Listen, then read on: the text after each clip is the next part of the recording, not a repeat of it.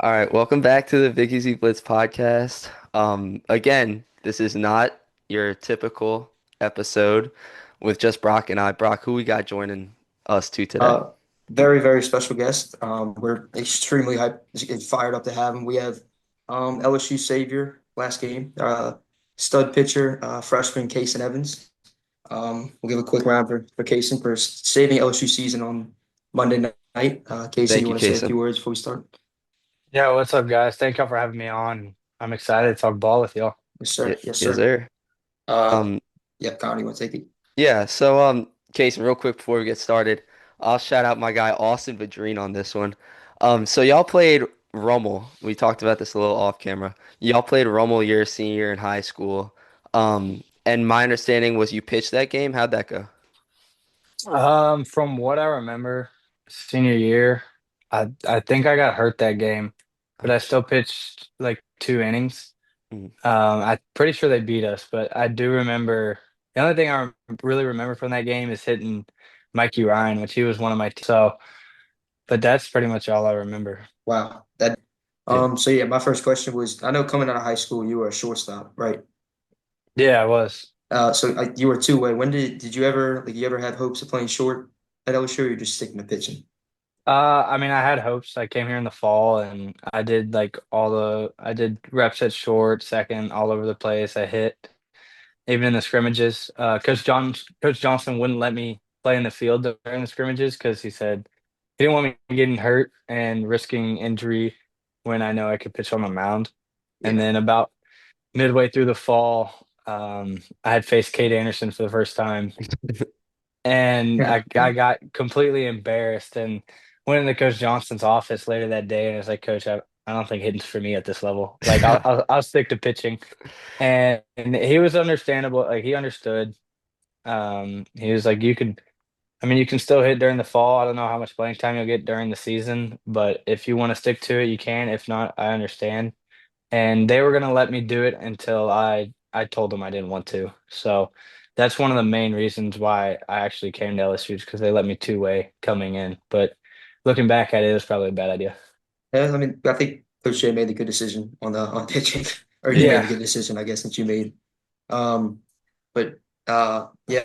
Another there was a speaking of Coach Jay, he had a quote. I was talking to Connor about this, where Oh yeah. he said, I don't know if you've seen it. He said, outside of He's my wife, definitely seen it. He's yeah, definitely seen he it. said, outside of my wife, Kason Evans and Zach Cowan are the two most important people in my life. Uh, what are your thoughts on that quote? Obviously, you and Coach Jay have a pretty good relationship, but you want to touch on that real quick? Yeah, I don't know how true that is, but I mean, him saying that is just like it lets me know how much trust he has in me and how much he believes in me. So, and putting me in these roles, whether it's down five in a regional game or a close game in SEC play, starting against Tennessee. Putting me in these roles lets me know that he believes in me and he has trust in me to go out there and help our team win. So that just boosts my confidence even more. But I don't know how true that quote is. But I mean, he's up there for me, I have to say. Yeah. I mean, having your head coach say that about you, like, I mean, that's got to be the greatest feeling in the world. Yeah, it was pretty cool. Well, I Yeah. saw it like a couple days later. People had texted me about it, and I was like, "What are you talking about?" Like, I hadn't even seen this. And then Yeah. I finally looked it up and saw like the clip of it, and I was like, I wonder why he said this. Like I had no clue. Yeah. Well, you touched on the Tennessee game, and obviously against Little Rock, you came out of the bullpen. What is the difference in preparation between starting a game and coming out of the bullpen? For me, it's pretty much the same. I mean, when I'm starting, I'll do a little different warm up. It'll be a little longer just Right. because I'm expected to go a certain amount of innings, like longer into the game. So I'm trying to make sure my body lasts for 5, 6 innings. Now coming out of the bullpen, I'm just going out there to get 9 to 6 outs so I can just let it all rip and throw it as hard as I can to get the Yeah. outs. But when I start, I just try to pace myself and go as long as I can. Hmm. I gotcha. If you had to pick, would you rather come out of the bullpen like you did in this game, or start? What would you rather? I honestly don't know. I like both of them. I was a starter in high school, so I was used to it. Coming out of the bullpen was new to me this year, but coming out of the bullpen, especially in a close game, you just get so much adrenaline running through your body that Oh it's yeah. just a completely different feeling. And even when we were down 5 to Little Rock, when I came in, I mean, the crowd was going insane. And I was just like, all right, bet game on, let's go. Like try to hit my stuff. Yeah, Yeah. and a lot of people wanted you to start that game. Obviously, hindsight 2020. I thought Zach would have Callan would have done. I thought he was going to do his job, but he didn't. And thank God you were on that night. But I'm fully confident both of y'all will be fine the next going into this weekend. Yeah, yeah, we'll be good. So, and Yeah, this weekend's a little, you have less games and you yeah, kind of know who you're playing. You know exactly who you're playing and how you're going to play them. So it'll right, be easier. right. Yeah. So, I mean, going back to the Tennessee game, this thought just occurred to me. Brock knows how I feel about Tennessee as a baseball team. Can you walk me through kind of what happened in the dugout with Jared Jones and their shortstop? Uh, I'm not really sure. I heard like I saw it happen. I saw them chirping back and forth, and I think their shortstop said some words first, and Jared was just like, "Dude, I'm like a foot taller than you. Like, That's Yeah, you wouldn't want this fight." And plus, our whole dugout's like right there, and yeah, so I'm not sure what words were said, but I know that Jared was like, "Why are you trying to pick this fight?" yeah. because on TV, like seeing him and Jared Jones, like I mean, I'm sure you know what I'm gonna say, like Yeah, whole foot taller than him, and it just seemed kind of odd. But yeah, Brock. So speaking of Tennessee, I could probably guess this, but what was your favorite series so far, like this season? Was it the Tennessee series, or do you have a like specific one? I'd say the Tennessee series was pretty cool just because of the amount of fans there. I mean, we set a weekend record and a game record of attendance. So just seeing all the fans there, like being behind our back, was the best part. I mean, we also walked them off on Friday, which I had been like a part of a walk off like that, but nothing that intense, and especially not at 1:15 in the morning. Right. So being a part of that was pretty sweet. Yeah, I would have to say that was my most memorable series and favorite series. So I don't know if any could really beat that. Yeah. No, I mean the atmosphere had to have been bumping. Like the Oh box yeah. probably was crazy. Um, I guess we should have probably asked you this in the beginning, but coming out of high school, what were your options? Like what offers did you have? What were you considering? Yeah, so I had a lot of offers and but my top 5 schools, so I visited University of Texas, Mm. Texas A&M, uh Texas Christian University, and Tennessee and LSU. And I always tell people I was like I wasn't really interested in LSU until I got on campus and saw everything that they had to offer, what campus was like, where I'd be living, stuff like that. And once I got here, I just completely fell in love. Like I didn't announce my commitment until like a couple months later, but I had known from the day that I got on campus that I was going to come here. And it's no disrespect to those other schools; they're great programs and great universities, and they have everything a players could want. But it was just a feeling when I got here. Everybody was so welcoming, and the coaches were amazing. So I just couldn't pass it up. Hmm. Yeah. Speaking of, you mentioned Tennessee. Obviously, when y'all played Tennessee, there was a graphic and it had a side by side of you and Mhm. Coach Tony Vitello. Did that ever come up on y'all's visit? Did anybody ever say like on your Tennessee visit, like, "Hey, y'all look alike"? Did Coach Vitello himself say that? Because No, when they showed that side by side, it's kind of crazy how much y'all look alike. yeah, yeah, and saw that, and somebody had mentioned it to me before, like the week before we had media, and one of the reporters was like, "So are you and Coach Vitello going to take a picture together after one of the games?" And I was like, probably not. That's probably not the best Yeah, idea." no.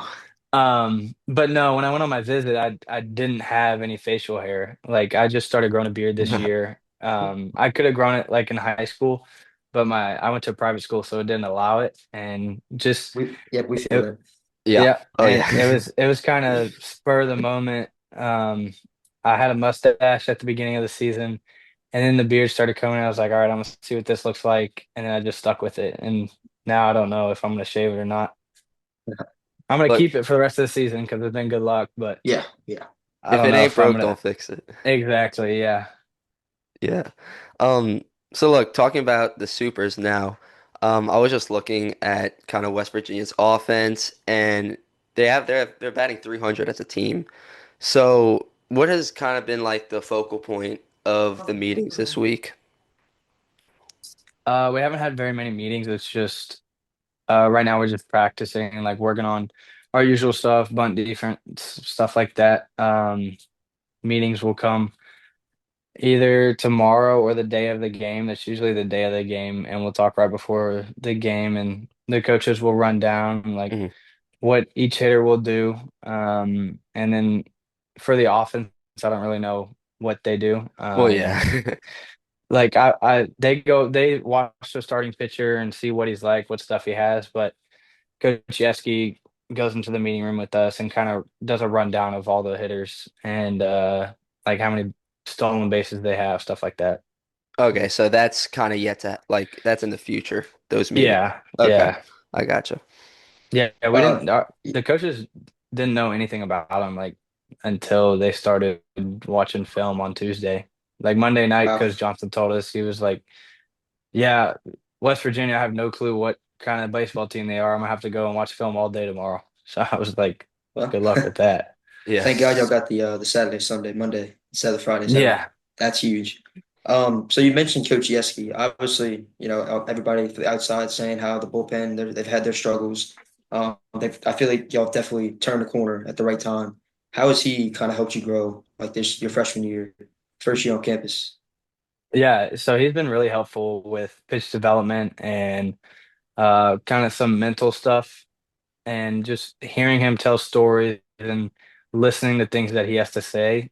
Just I can take some of those pieces and use them on myself. But I would say the most helpful part is like being right next to Cade Anderson. Like I try and talk to Cade as much as I can, just because I know he's been through what I'm going through right now, and he's also like one of the best pitchers in college baseball. Yeah. So just being able to watch him do his deal and learn things from Cade is just the best part about it. I think what most players don't do, they usually just watch the game and they don't really dig into what it's really about. So if you ever see me like if we had a camera in our dugout, every time we're pitching, by Coach Yeski and Cade while they're charting and calling pitches. I'm trying to learn in my head what pitch is coming and what situation. So when he calls it while I'm on the mound, I'm not like we're not going back and forth on what pitch to throw. Hmm.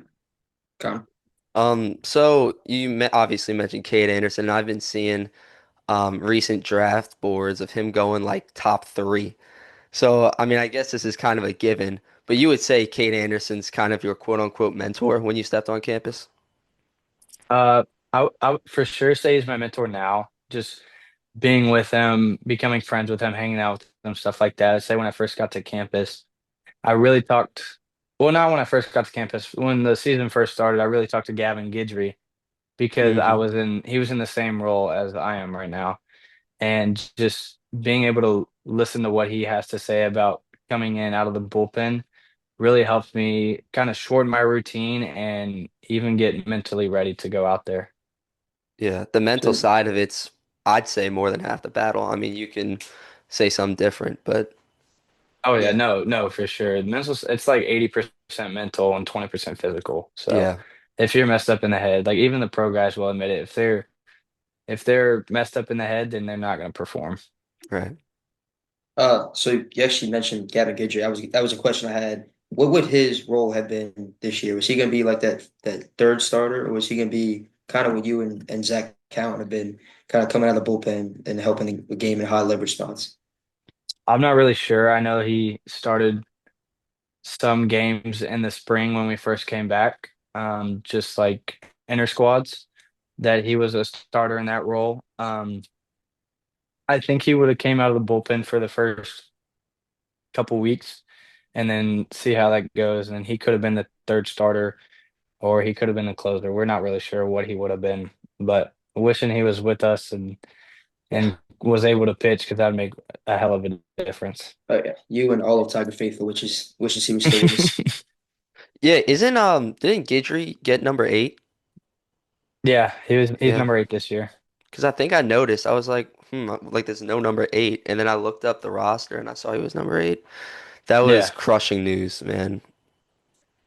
Yeah, it I mean, was. every week they just kept saying like, "Oh, he could be back this week. He could be Yeah, back this week," and then they finally just came out and saying he's out all year. Yeah, And we didn't really know what was going on with him, yeah, and I honestly still don't know what he had done or what was wrong with him, but right. I just know that he won't be back anytime soon. yeah, Hopefully next year he's back. Yeah, hopefully. yeah. Um, that's all I have for the serious quote unquote questions. Brock, you got Yeah, anything else? I had one more. I was gonna ask it earlier, but so obviously you and Zach, the y'all didn't throw. I don't think y'all threw in the SEC tournament, right? Am I missing something? No, we didn't. No. So how did that like? So not going from throwing the South Carolina series to like pretty much 2 whole weeks of not pitching in game. How did that like affect? It clearly didn't look like it affected you on Monday, but how did it like change your preparation? Just going a whole 2 weeks without throwing. Yeah, I had to since I didn't throw on the weekend, I had to throw a lot more during the week just to keep my arm conditioned. So even though I threw a bullpen, it's not the same as going in a game. It's not the same compete, wear and tear on your arm, stuff like that. It's never going to be. So during the week, I just try to throw as much as I can and was honestly trying to become sore from throwing so much to where I could just start my recovery process and get ready for the next weekend. And so, I mean, it was good for my arm not being under stress for 2 weeks. I want to say I didn't pitch because I think I threw one and a third or 1 and 2/3 innings in South Carolina, and then didn't pitch in the SEC tournament, and then I threw on Monday. So yeah, 2 weeks. Um, it helped me prepare for the week because I knew I was going to go in at some point, and then also it gave my arm a break, which really helped it out. Yeah. Yeah, that's all I got for the series. If Connie, you want to start with the fun Mhm. ones, I'll pull mine up. All right, yeah, Kason, how acclimated are you with kind of Louisiana like culture and food and stuff like that? I would say pretty acclimated. I mean, I've been to multiple restaurants around here, got some recommendations from people that live here. So, All right, so with that knowledge, what would you say your favorite Louisiana food is? ooh, I would have to go with either pastelaya Okay, unique. or gumbo. Hmm. Um, Will Helmer's made a pastelaya for us earlier this season, and it was so good. Shout out Will Ooh, Helmers, Jesuit's finest. Yeah. Jazz legend. Yep. Have you tried crawfish yet? What's your stance on crawfish? Yeah, I love crawfish. I grew Okay. up eating crawfish. I mean, they're a lot cheaper here than they are in Houston. I Really? can say that. Naturally, yeah. Yeah. So I mean, all summer long we'd eat crawfish in Houston. And once I got here, um, I don't think I had it the summer I got here, but ever since the season opened back up, me and my roommate have been going like once or twice a week to get it.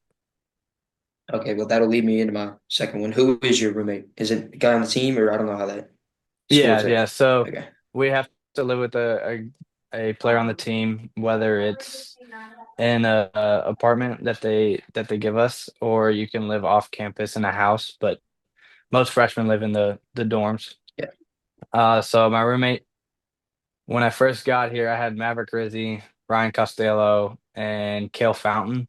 Well, Kale got drafted, so he left, and then I'm left with Maverick and Ryan. But Ryan recently Yeah. entered the transfer portal. Saw that. That one came out. Yeah, That one's broke. The news is broke on that yeah, one. I mean that kind of surprised me. I don't know if you can really touch on this, but I thought he would maybe have a chance at first next year with Jared leaving. But I did too. But it's kind of like you really never know yeah, because of the transfer I portal. know. Like they'll go get It's people crazy. because they want to make the team better. So, but it's me and Maverick right now, and it'll just be us two until the end of the season. Um, All right. Kason, what are your thoughts on Marty Girl? I mean, I think you've experienced one of them, huh? No, I haven't. We were Really? playing on Marty Girl. Oh, Yeah. that's true. So Okay. I've heard about the stories and I've heard how crazy it gets. Don't y'all get like a couple of days off of school for it? Whole week. Yeah, we get a A week. week? Yeah, whole It's week off. serious Yeah. down here. Yeah, that's I knew y'all get a couple of days off. I didn't know it was a week, but yeah, in Houston we wouldn't get school off.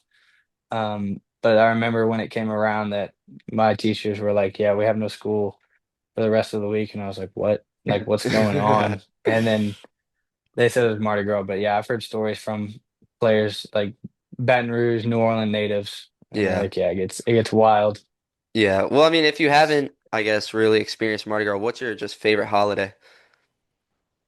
Ooh, I'd say, I mean, I gotta go with Christmas. I love Christmas, Yeah. and then I don't really. I would say Thanksgiving right now, just because it's the first holiday or week that I get off to get to go home. I personally think Thanksgiving is slightly overrated, but we'll get into that another time. Brock, what you got? Uh, I was just gonna ask, who is the funniest teammate on the team? I'd say Jake Brown That's Sulfur's yep. for finest. sure, Yeah, if I had to, from the for outside looking sure. in, if I had to pick, there was Yeah, a clip of there was a clip of him with a ball in his mouth pregame. I I didn't, yeah. saw that. I don't really understand that, but I guess if I you're, didn't. I didn't either. I didn't even know what happened until I saw it on Instagram or Twitter that night. But that's actually my roommate next year, so oh, I'll that's get that I'll you. get the I'll get the full effect. Oh yeah, yo, you're gonna have a great time next year with him. Oh yeah, He seems fun to be around. he is. He's a good dude too. Yeah, you'll get the full Jake Brown experience. Yeah. That does it for me here. Brock, you got something Yeah. else? Just one last one. When y'all have off-season workouts, who gets the aux? Usually Monster. Usually That's he's fan. like Yep. locker room before the game. Monster has Ox. Off season workouts. We're really just doing inner squads most of the time. Mhm. We'll inter squad four. I think we have four inner squads. Depending on how many pitchers we have, I think we had three or four every weekend. So yeah, it's usually Monster during practice or in the locker room. That's a fan favorite between me and Connor. Hmm. Oh We love yeah. Monster. Yeah. Especially last Um, year. Do y'all yes. call him Monster, Steven, or what? How's that work? It just really depends. It doesn't matter. He'll respond to all of them. Like Yeah. most of the time, we just call him Steve. Monster is like if you don't need his attention, like right then, you can call him Monster. If you need attention, just call him like Steve. He'll respond to it faster. I got you. So yeah, I got you. All Yeah. right. That's all I got. Thank you, Casey. yeah. Quick before we end, I do wanna. I completely forgot to do this before. My dad asked me. Shout out to my little brother's team, the one that you met before. They're all watching right now. They heard we were interviewing you, and they're all big fans. So I just wanted to shout out the New Orleans Jesters 12U team. Hell yeah. Hell yeah. Perfect.